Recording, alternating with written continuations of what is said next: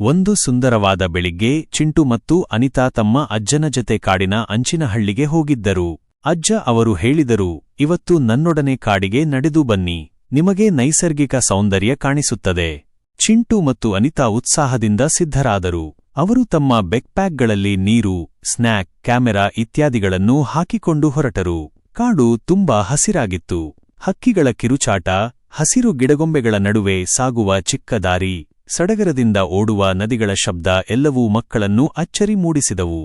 ಅವರು ಕಾಡಿನಲ್ಲಿ ನಡೆಯುತ್ತಾ ಚಿಟ್ಟೆಗಳ ಹಿಂದೆ ಓಡಿದರೂ ನಾನಾ ಬಣ್ಣದ ಹೂಗಳನ್ನು ನೋಡಿ ಖುಷಿಪಟ್ಟರು. ಅನಿತಾ ಒಂದು ಬೆರಗಿನ ಆಕಾರದ ಹೂವನ್ನೂ ಕಂಡಳು. ಚಿಂಟು ಒಂದು ಚಿಕ್ಕ ನದಿ ಪಕ್ಕ ಬಿದ್ದು ಹೋಗುವವರೆಗೆ ಹೋಗಿ ನೀರಿನಲ್ಲಿ ತನ್ನ ಮುಖ ತೊಳೆದ. ಆ ಸಮಯದಲ್ಲಿ ಅವರು ಒಂದು ಹಳೆ ಮರದ ತಳದಲ್ಲಿ ಅಜ್ಜ ಬಚ್ಚಿಟ್ಟಿದ್ದ ಗುಹೆಯಂತಹ ಸ್ಥಳ ಕಂಡುಬಂದಿತು. ಅಜ್ಜನು ಹೇಳಿದ, ಇದು ನನ್ನ ಬಾಲ್ಯದ ರಹಸ್ಯ ಜಾಗ. ನಾನು ಇಲ್ಲಿಗೆ ಬಂದು ಪುಸ್ತಕ ಓದುತ್ತಿದ್ದೆ.